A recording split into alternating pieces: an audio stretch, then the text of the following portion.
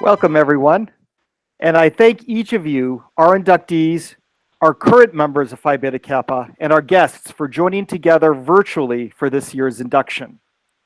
While the pandemic prevents us from joining together physically, it will not prevent us from celebrating your achievements in a ceremony that stretches back over 2 centuries. While we keep in mind the losses and sacrifices brought on by the virus, we also look forward to what our inductees will continue to accomplish in the future as members of our society. I now present our Vice President, Dr. Maria Maus-Moll. Thank you. According to Phi Beta Kappa documents dating from 1779, the president of Alpha Chapter greeted initiates as follows. This society was founded by a few friends. At first, it was confined to a small number of very worthy students. They planted the scion, from which has grown this tree, that now buds forth before your eyes with blossoms of harmony and concord. It was engrafted on the stock of friendship, in the soil of virtue, enriched by literature. To cherish and keep it alive hath been the constant care of those members who have succeeded. You are about to become one of those successors, and it is our fondest hope that both you in turn will come to cherish the society and will strive to perpetuate the history of the society. Perpetuate the spirit of this greeting. Thank you. Thank you. And as customary on this occasion, our chapter's historian, Dr. Adam Aronson, will give you a brief account of the history of the society. Hi, everyone. On December 5th, 1776, a group of young men who were studying at the College of William and Mary in Williamsburg, Virginia, met at the Old Raleigh Tavern to create a secret society, at once intellectual and social in purpose. The president's greeting to the new members read in part, "Here you are to indulge in matters of speculation, that freedom of inquiry that ever dispels the clouds of falsehood and by the radiant sunshine of truth." In their clandestine meetings, the members seriously debated a host of questions, such as whether a wise state hath any interest nearer at heart than the education of the youth. The establishment soon after of chapters at Harvard and Yale ensured that Phi Beta Kappa would survive the arrival of General Cornwallis's troops to Williamsburg. A little over a century later, more than 25 branches of the society were in existence, and members felt the need for a national structure to bring together the scattered chapters in some sort of uniformity. In 1883, the organization known as the United Chapter of Phi Beta Kappa was founded. It has its headquarters today in Washington, D.C. From its offices come most of the ongoing programs and publications that will be described in your handbook for new members. In 1875, Phi Beta Kappa enlarged its membership to include women. The society now has over 500,000 living members elected over the years in 286 chapters at colleges and universities throughout the country. Approximately only 10% of colleges have chapters, and only 1% of college seniors are elected to membership in any given year. 17 U.S. presidents are members, most recently Bill Clinton, elected to membership at Georgetown in 1968. 7 current U.S. Supreme Court justices are members of Phi Beta Kappa, including Justice Sonia Sotomayor, who spoke recently at commencement. In addition, more than 50 local alumni associations lend the society their support and provide members an opportunity for a lifelong relationship with Phi Beta Kappa and activities and goals at the community level. And you'll be hearing from the New York group today. Manhattan College acquired a chapter entitled Upsilon of New York in 1971. Being granted a chapter of Phi Beta Kappa is not a simple matter. Colleges must go through a rigorous application process lasting several years. The college must have at least 5 members of Phi Beta Kappa as professors on staff. It must submit an enormous amount of information demonstrating academic excellence and commitment to education in the liberal arts. And finally, it must pass muster during an on-campus visit by members of the national leadership. As I said before, only 286 colleges have ever made it through this rigorous process. In 1995, for example, 53 institutions applied, 9 got to the stage of visitation, but only 7 acquired chapters. Colleges endure this scrutiny to have a chapter of this, the best known elite honor society in the United States. Brother Abdon Louis Garaviglia, a literature professor who had become a member of Phi Beta Kappa while at Catholic University, was the driving force behind Manhattan College's 10-year effort to win its own chapter. And 10 years is about the average for this process to be completed. When the Upsilon chapter of New York was finally established in 1971, it became the first Christian Brothers school and the sixth Catholic institution of higher education to acquire a chapter. Phi Beta Kappa continues to take great pride in its origins. It retains a number of the symbols devised for it at the time of the American Revolution. The present Phi Beta Kappa key, for example, virtually reproduces the design originated by the young founders at the society at the College of William and Mary. On the front, it bears the Greek letters Phi, Beta, and Kappa, which stand for Philosophio Bio Kubernetes, love of knowledge, the guide to life. The 3 stars on the upper left-hand corner symbolize the aims of the society: friendship, morality, and scholarship. A pointing hand on the lower right-hand corner stands for aspiration. On the reverse side are the letters SP, which stand for the Latin words Societas Philosophae, meaning philosophical society or a society of learning. Below them appear the date of the founding of the first chapter, December 5th, 1776. If you acquire a key, the member's name and electing chapter will then be engraved on it as well. Although Phi Beta Kappa ceased to be a secret society over 150 years ago, tradition has preserved 2 secret signs that are shared only with initiates. When members met, they greeted each other by drawing the backs of their index and middle fingers of the right hand across their lips from left to right, affirming that their lips were sealed. They also followed this sign with a handshake, one of the traditional forms which we will reveal to you at the end of the ceremony once we stop the live stream. The society's symbols and purposes are now well known across the land. These purposes are eloquently summarized in the following statement by one of the society's most eminent members, Charles Evan Hughes, who was a former Chief Justice of the U.S. Supreme Court. Quote, "The particular interest of Phi Beta Kappa is in liberal education. Intensive critical study of educational aims and methods has found nothing to take its place. It means the development by careful training of the capacity to appreciate what has been done and thought, the ability to make worthwhile appraisals of achievements, doctrines, theories, and proposals. It is liberal because it emancipates, it signifies freedom from the tyranny of ignorance, and what is worse, the dominion of folly. Phi Beta Kappa holds aloft the old banner of scholarship. And to the students who have turned aside from easier paths, and by their talent and fidelity have proved themselves to be worthy, it gives the fitting recognition of a special distinction." Thank you. And I'm being informed that we're having some technical difficulties with the YouTube live stream. I have pasted in the chat of YouTube that anyone who's in the Manhattan.edu organization can stream it. I posted the link there. And if any guests would like to view this and cannot are not part of that EDU organization, I've posted the Google Meet link so that they can join us and watch it here. I only ask that people keep their mics muted during the ceremony. Thank you. And thank you, Dr. Aronson, for that history. Now, in accordance with the rules of this chapter, and in consequence of our good opinion of your intellectual and moral character, supported by your record of high attainment at this institution, you have been selected as worthy of becoming members of Phi Beta Kappa. Your names have been submitted to the scrutiny of the constitutional electors of this chapter and have met with their approval. You have been formally notified of your election, and by your presence here, signify your desire to be enrolled as members of this ancient and honorable society. Therefore, I now inquire, do you solemnly promise that you will be true and faithful to Phi Beta Kappa, uphold its standards, obey its laws, and seek to reflect credit upon your affiliation with this venerable fellowship of learners? If you agree, please unmute your microphones at this time and say, "I do." I do. I do. I do. Thank you. That experiment in online ceremonies did work, so congratulations. I now ask that our chapter secretary-treasurer, Dr. Michael Judge, commence with the recording of names. Thank you.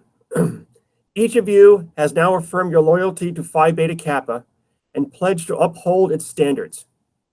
We welcome you into the ranks of membership and ask that as I call your name, type in your name in the chat window so we record this process digitally and include it in our chapter register. Some of you have already arranged to sign the physical register, and I invite those who have not done so to come to my office and make arrangements to do so. It's a great chat roll book of our chapter history that dates back 50 years.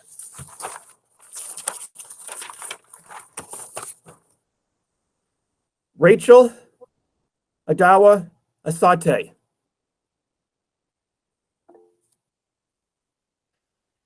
Yael Chalka Diaz. Nicholas Chofilo.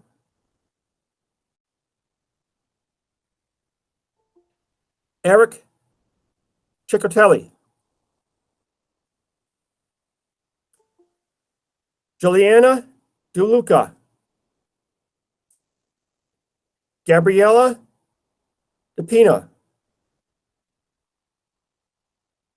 Sophia Mascaloco.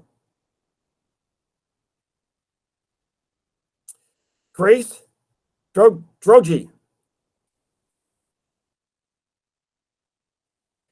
Julia Eteri. Amber Figueroa.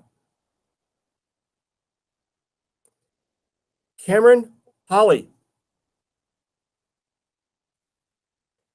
Gina Laria.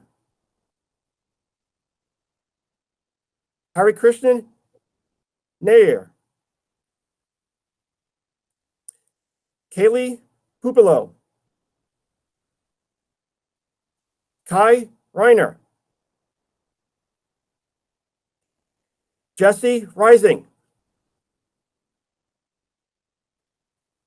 Joseph Scott Thomas. Dobby Zalowski.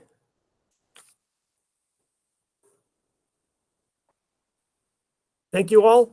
And if you can, and your ability to come to campus and put your name officially on our roll book, I invite you to do so. Thank you very much, Dr. Judge. Oh, sorry. I missed Lucas Babio. I skipped you. Sorry, Lucas. I did that last year too. Welcome, Lucas, and I'm glad we were able to get you registered. I now present Ivana Mulcahy and Rachel Roca, who were inducted to our society last year as juniors. They will now present the 2021 Brother Francis Bowers Scholarship.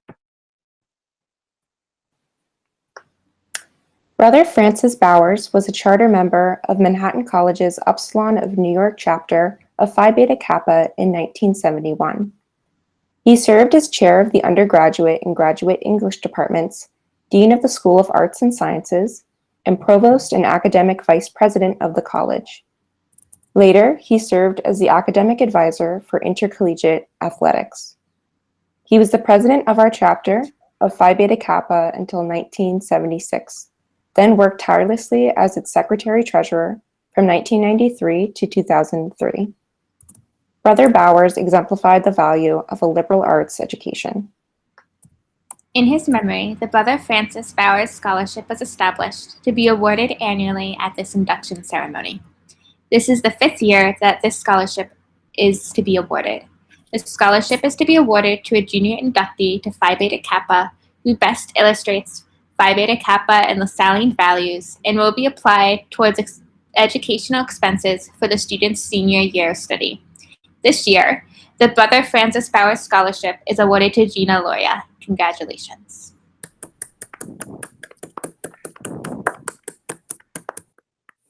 Congratulations, Gina. Well deserved. I now present our Phi Beta Kappa speaker for this online event, Natalie Heinitz. Natalie became a member of Phi Beta Kappa as an undergraduate student at Manhattan College and graduated in 2016. Since then, she has served in the Peace Corps and until very recently was the research director of the North Carolina Democratic Party House Caucus.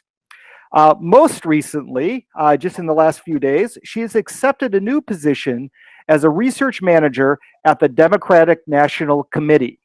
I now present Natalie Heinitz. All right. Can everyone hear me okay, first of all? Okay, great. Thanks. It is so great to be here today. Thank you, Dr. Grabowski, for inviting me and introducing me. I have such fond memories of being in your classes and then coming back to your office and asking you what to do with my life. And it's so great to be here today and talking in front of all of you this way. So as for the graduating seniors here today, I want to extend my most heartfelt and sincere congratulations. I know the burnout is real, so I won't dwell on what you already know so viscerally, that this year has been extremely tough, and that you have unfairly bared the brunt of a mishandled global pandemic. Your resilience, even though you shouldn't have had to be so resilient in this way in your senior year, is noted and appreciated and admired by everyone here. And I hope you all are seeking the support and resources you need to prioritize your mental health. As I prepared for these remarks, I tried to think about what I wanted to hear as a senior in May of 2016. I think I wanted to be assured that the dreams I had were attainable. I obviously wanted someone to tell me that, of course, I was going to get hired. I didn't have a job lined up when I graduated, and that's totally okay. I don't know what it feels like to be graduating in a time like this, so I will try my best to speak from my experiences and offer some of the lessons I took away from my years at Manhattan and since then, as well as some assurance that yes, your dreams are attainable. Yes, you will get hired, and yes, you should be so excited. This is the fun part, and we are also excited for you. If there's anything you take away from me today, it's this. Life is fluid. You define success for yourself, and working towards an equitable world should coexist with all of your other ambitions. I graduated from Manhattan in May 2016. When I think of that summer after college, I think of Chance the Rapper and Frank Ocean, my first apartment in Brooklyn, and the freedom I felt from having written 2 senior theses and knowing I'd never have to do that again. I majored in communication and political science and might as well have majored in clubs and love trips too. My point is, I was so overextended and exhausted. I was ready for graduation simply for the sake of wanting an endless nap. But I was also trained to be in that constant moving routine, and post-graduation life was also like a train coming to a halt. I had to relearn my definition of productivity. As someone who has always loved school, I also had to relearn my definition of self-worth outside of grades from my professors. I realized I needed to reevaluate the purpose behind my ambitions and personal motivations. Why do I want the things I've always said I wanted? None of these self-reflections happened immediately or have even happened fully. They are constantly evolving. But it was an important realization for me to recognize that I was not only the things that I did and accomplished, but that I am the person who decides to do those things. And actually, I can decide to do whatever I want. Throughout my senior year, I interned at Hillary Clinton's presidential campaign headquarters in Brooklyn. This was my first foot in the door for my career in politics and service. It's also important to note that I got this internship through a personal connection. I mention this because transparency is important, and you will run into this in your job search and future careers, whether you're the one benefiting from a networking or personal connection, or the one running into a wall because you don't have one. You'll undoubtedly experience both at some point. Take advantage of the networking and alumni Manhattan has to offer, as well as literally anyone else who can help you get your foot in the door. Reach out to professionals and professors for informational interviews, ask lots of questions, be resourceful when trying to find a way into the job that you want. It shouldn't be like this, but it is. And I want you to remember that if you get a job from a connection, remember that and be honest about it, and then be intentional and proactively equitable in helping others get jobs too, because this dynamic inevitably extends itself along race and class and gender lines. And if you're hitting that wall, remember that it's not you or any measure of your value or self-worth. This is so important. Like I mentioned, I didn't have a job when I graduated. I was still interning on the campaign when I walked across the stage in Dratty. I'd commuted from the Bronx to Brooklyn 3 times a week that year and was hopeful my internship would turn into a job. Thankfully, it did about 2 weeks after graduation. One of my internship supervisors had recommended that I apply for an entry-level position in the campaign's research department. I wasn't really sure what the research team did. If the West Wing hadn't touched on it, I didn't know about it. I learned that the research team had several different facets, but it essentially ensured that the campaign was, one, producing factually accurate communications, from TV ads to Hillary speeches, and two, that the campaign had access to opposition research to best inform the campaign about our opponents and use that information in paid media. It quickly became fascinating to me. That campaign was an equally empowering and heartbreaking experience. All of my recent grad effervescence flushed down the toilet after the election that year, and I felt compelled to continue working in Democratic politics, even though I wasn't sure if that was what I wanted to do long term. I took a job as a research analyst with the Democratic Congressional Campaign Committee, which is the Democratic Party's official arm for electing Democrats to the House of Representatives. I worked for that committee through the midterm elections in November 2018, when Democrats successfully took back the majority in the House. At some point in mid-2018, however, I felt a pull back to the values that Manhattan College helped instill in me, which is the value of service. I participated and led love trips while at Manhattan and had always wondered what a long-term service opportunity could look like for me. I considered the Peace Corps. It sounded appealing. It's a 2-year commitment, about the same amount of time as working on a campaign for a 2-year election cycle. I'd learn a new language and make real connections, and I'd hopefully use my skills and background in a meaningful and valuable way. The decision to apply and then commit to Peace Corps was both an easy and a difficult one. On the one hand, 2 years is a long time, and I was afraid I'd be left behind and miss out on jobs when I came home. My concerns were somewhat superficial, though, because I knew deep down that after coming home from Peace Corps, there was a strong chance that I wouldn't want to keep doing the same work I was doing before. I realized in a way that I hadn't stopped moving since graduation. I'd flowed onto the Hillary campaign from an internship to a hired role, then moved quickly into Democratic politics afterwards. I'm not opposed to climbing the career ladder, but was this the ladder I wanted to climb? Did I feel fulfilled in this work? Also, did I even need to feel fulfilled through work? And just because I had a job, did that mean that my other goals had to fall away? This was another important realization for me, that work can be a part of how I identify myself, but it's not the whole story. In this way, I felt liberated in a way I never had before. Life is truly fluid, and you have more agency than you realize. You can disrupt your own plans. So in January 2019, I packed 2 50-pound suitcases and an overstuffed carry-on and caught an extremely early morning flight to Los Angeles, and then Thailand, where I ended up serving as a youth and development volunteer for 15 months.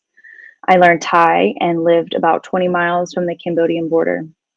I worked in a municipal government office where I liaised between our sub-district's education department, local schools, and our local health clinics to develop and maintain youth programs, and taught life skills like leadership, teamwork, emotional maturity, sexual reproductive health, in 5 different schools during the week, as well as English.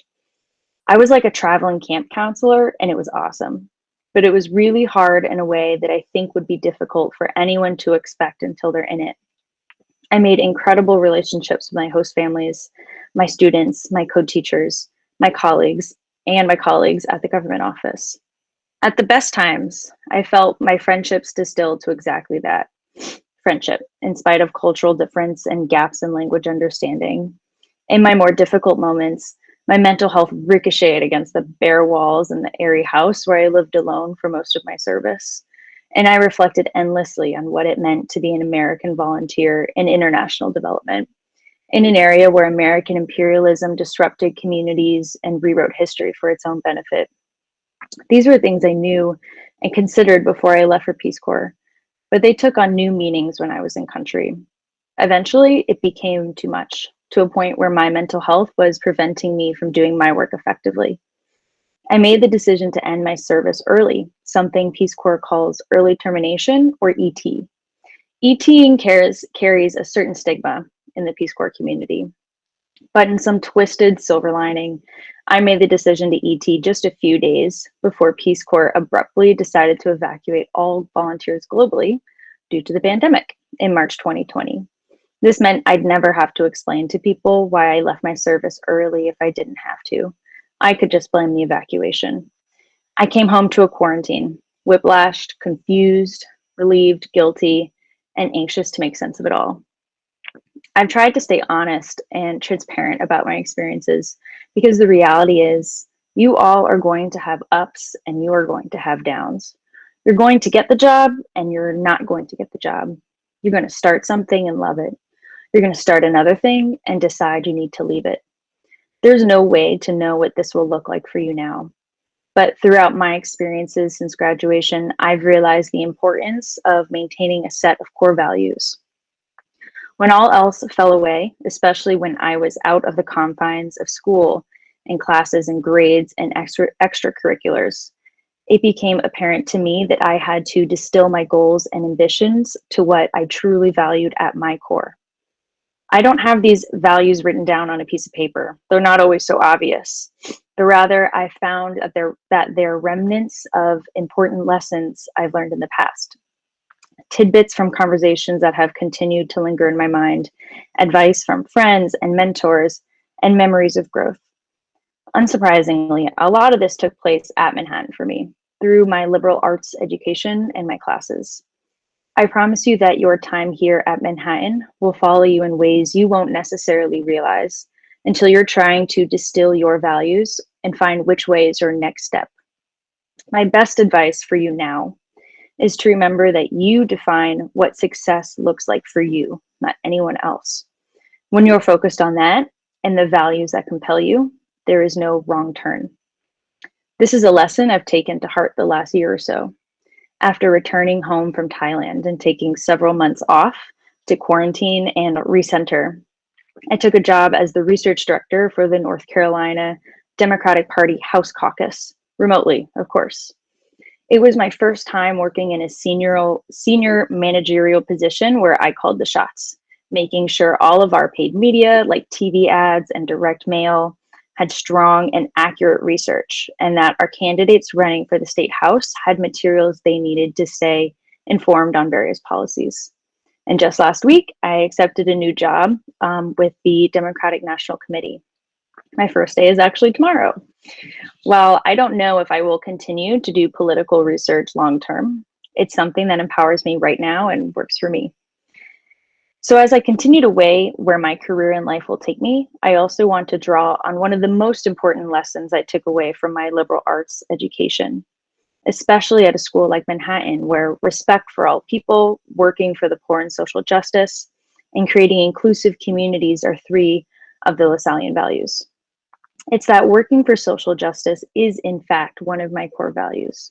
Social justice, the act of seeking intersectional justice rather than giving short-term charity, is not confined to certain careers, because social injustice is not confined to those spheres either. It exists everywhere, and you all will be everywhere as well. While some of my core values continue to evolve and are sentiments rather than articulations, this value remains steadfast for me, and I implore you to proactively coexist social justice with your post-graduation daily lives and ambitions and careers. So as you approach graduation, remember to slow it all down. You can think and reflect on all of this after you celebrate. Your professors, faculty, and families are so incredibly proud of you. Not just proud of what you've accomplished, but of how you have navigated these accomplishments through hardship and challenge and your own personal growth. There are so many exciting things waiting for you on the other side of graduation, and you will have your Manhattan community cheering you on long after you leave campus. Keep your professors posted on where you land. Reach out with good news and never hesitate to ask for help. You will learn a lot more along the way, but you already carry more tools to succeed than you know. Congratulations and good luck. You got this.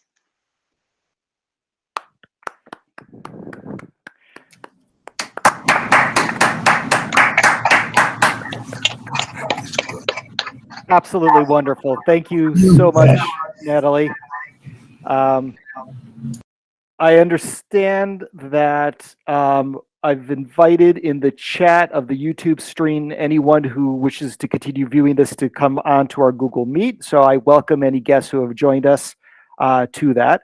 And hopefully that will be the only technical problem. I'm about to find out if we have more. I'm about now to play a short video message from Fred Lawrence, Esquire, Secretary and CEO of the Phi Beta Kappa Society from his office in Washington, D.C. So I'm going to give this a shot. And if you see it, hear this, give me a thumbs up. And if you don't, let me know. Thanks. One moment.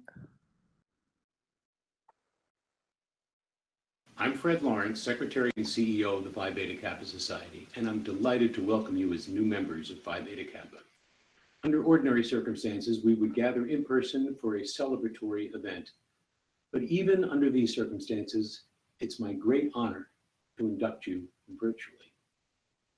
Phi Beta Kappa members include 17 American presidents, 42 Supreme Court justices, over 150 Nobel laureates, and now you. Phi Beta Kappa members include policymakers, scientists, and advocates who have been dedicated to understanding and solving the major challenges of our time: climate change, fairness and equity in our society, serious issues of public health generally, and of the COVID pandemic in particular. Our motto, from which we draw our name, Philosophia Biou Kubernetes in Greek, is usually translated as love of learning is the guide of life, but the word Kubernetes actually has a marine connotation in classical Greek, so a slightly different and better translation might be love of learning is the pilot of life. The difference is subtle, but it is significant. You see, a guide takes you on a path that already exists, but the pilot steers you out into waters that have no path. And sometimes those waters are choppy. Over the course of our near 250-year history that maps onto the 250-year history of this country, often the waters have been choppy as they are in this time. And we know, as our predecessors have known, that it is a broad-based liberal arts program that is the best preparation for changing and challenging times.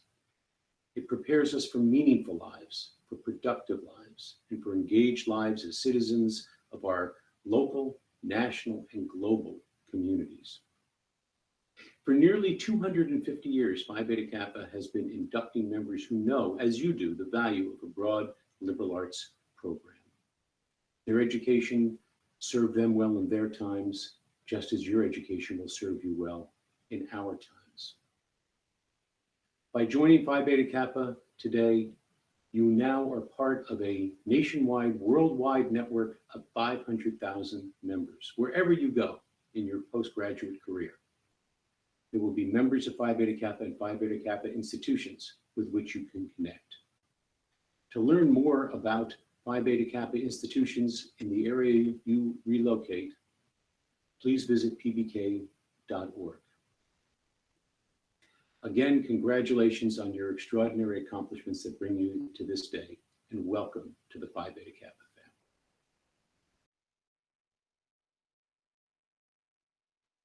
All right, I think that worked.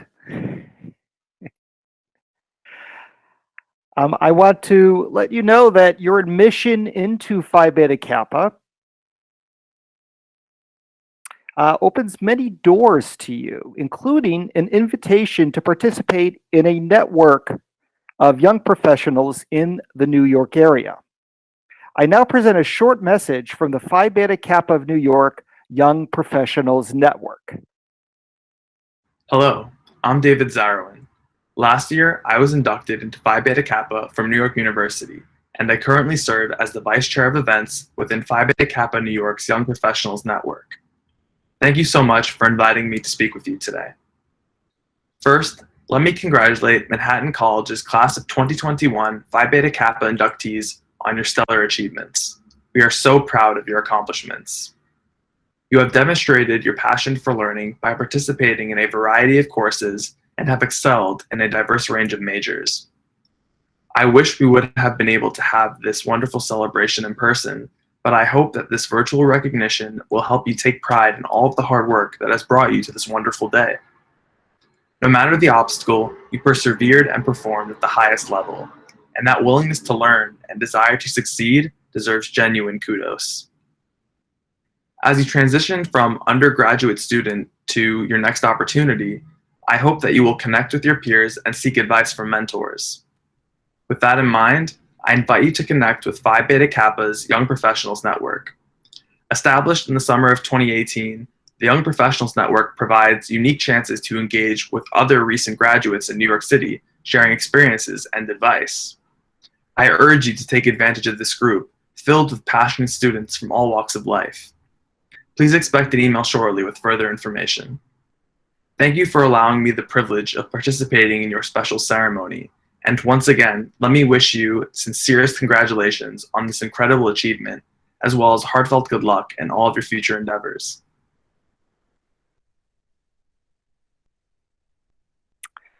Thank you. And I will be sharing with inductees a flyer from the Young Professionals of Network with more information on how to get involved and an invitation to their next event. By the election of this chapter and by your assent to the pledge and the placing of your signature in the chat window of this video conference as a digital version of our registration book, the Society's requirements for initiation are now fully satisfied.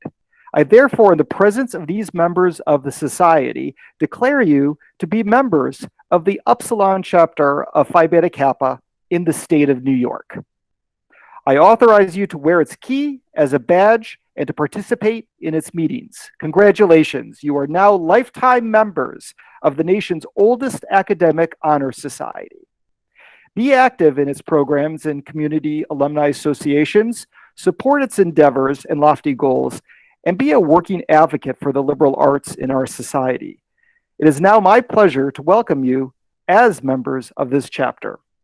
Your certificates and cords will be produced by Hand and Hammer, Phi Beta Kappa's official vendor, and sent to campus after receipt. And after campus is reopened, the president and secretary treasurer will sign the certificates we have, and all items will be mailed to you, or you can pick them up from Dr. Judge's office in time for your commencement ceremonies.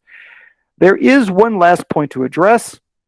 Normally at this point in the induction, current members of Phi Beta Kappa would teach you the secret handshake of our society. That's right, there is a secret handshake.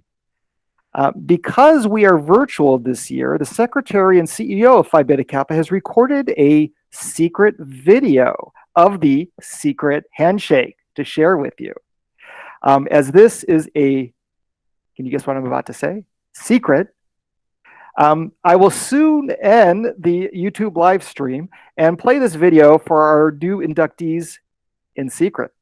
So please, inductees, stay signed in for this video as we say thank you to everyone watching and celebrating your induction with us this afternoon. Congratulations, inductees, and may you enjoy a continuation of celebrating with family and friends after we sign off. With great fortune, may we be able to join together in person again very soon. Congratulations, inductees.